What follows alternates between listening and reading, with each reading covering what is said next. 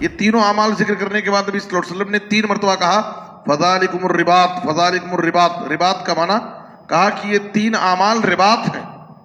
رباط کیا ہے؟ السلام علیکم ورحمۃ اللہ وبرکاتہ۔ بسم اللہ الرحمن الرحیم۔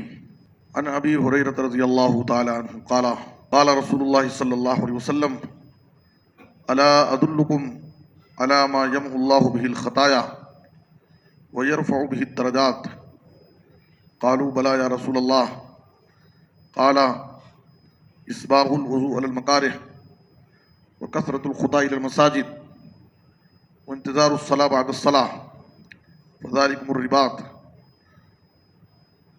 رواہ مسلم۔ محترم حضرات، اس حدیث میں نبی صلی اللہ علیہ وسلم نے 3 اعمال کا ذکر کیا ہے، 3 اچھے اعمال، ایسے اعمال جن کے کرنے پر اللہ تعالیٰ ہمارے گناہوں کو مٹائے گا اور ہمارے درجات کو بلند کرے گا جنت میں۔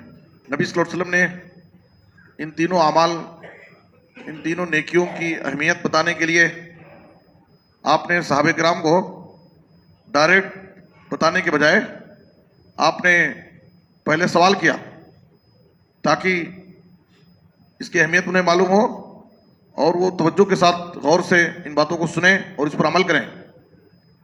آپ صلی اللہ علیہ وسلم نے کہا کہ کیا میں تمہیں ایسے اعمال نہ بتاؤں جن کے ذریعے اللہ تعالیٰ گناہوں کو مٹائے گا اور درجات کو بلند کرے گا؟ ظاہر ہے کہ صحابہ کرام ہمیشہ نیکیوں کی تلاش میں رہتے تھے۔ صحابہ کرام خود ایسے اعمال کے بارے میں نبی صلی اللہ علیہ وسلم سے بارہا سوال کرتے تھے، تو فوراً صحابہ کرام نے کہا بلا یا رسول اللہ، اے اللہ کے رسول، ہاں کیوں نہیں، آپ ضرور ہم کو ایسے اعمال بتائیے جن کے کرنے سے ہمارے گناہ بھی معاف ہوں گے اور جنت میں ہمارے درجے بلند ہوں گے۔ اور ہر مسلمان کو، ہر مومن کو اس بات کی فکر ہونی چاہیے کہ انسان ہونے کے ناطے ہر انسان سے گناہ ہوتے ہیں، غلطیاں ہوتی ہیں، تو اپنے گناہوں کے مٹانے کی فکر ہونی چاہیے کہ ہمارے گناہوں کی معافی ہو۔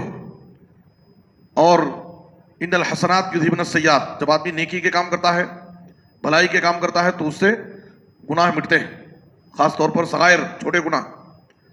تو اپنے گناہوں کو مٹانے کے لیے اور جنت میں اپنے درجات کی بلندی کے لیے ہمیں ایسے اعمال کی فکر میں رہنا چاہیے، اور جنت میں جو درجے بلند ہوں گے وہ اعمال کے ذریعے ہی بلند ہوں گے۔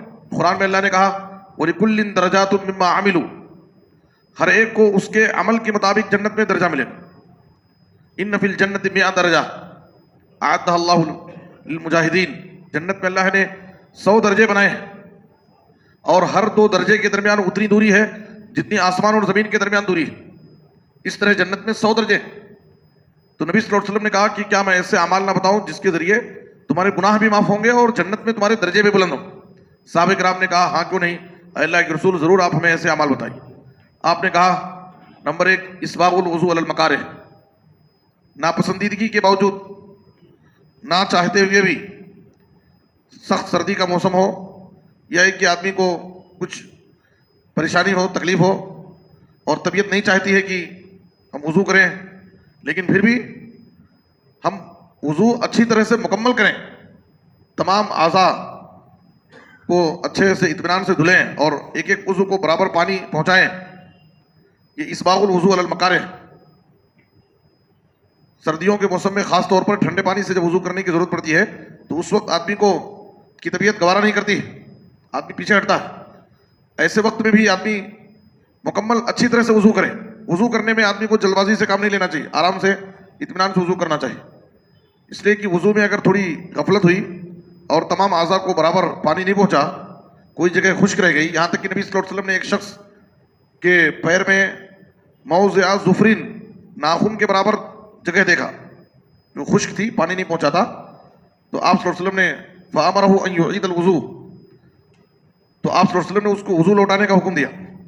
اور ایک بار آپ نے دیکھا کہ کچھ لوگ جلدی جلدی وضو کر لیے ہیں اور ان کی ایڑیاں خشک نظر آ رہی ہیں، تو آپ نے کہا وَيْلٌ لِلْأَعْقَابِ مِنَ النَّارِ، ان خشک ایڑیوں کے لیے جہنم کی آگ ہے۔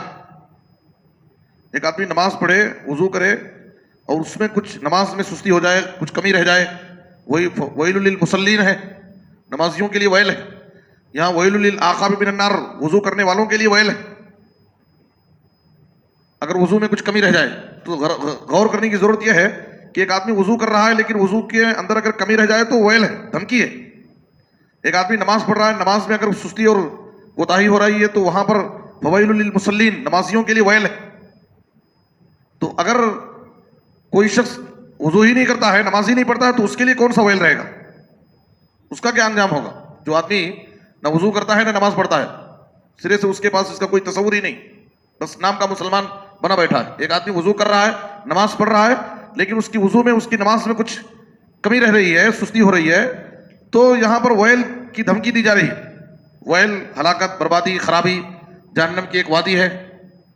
تو سرے سے جو شخص وضو ہی نہیں کرتا، نماز ہی نہیں پڑھتا ہے، تو اس کا انجام اور خطرناک ہوگا. تو آپ صلی اللہ علیہ وسلم نے کہا اسباغ الوضوء علی المکارہ وکثرۃ الخطا الی المساجد، اور زیادہ قدم مسجدوں کی طرف چل کر آنا.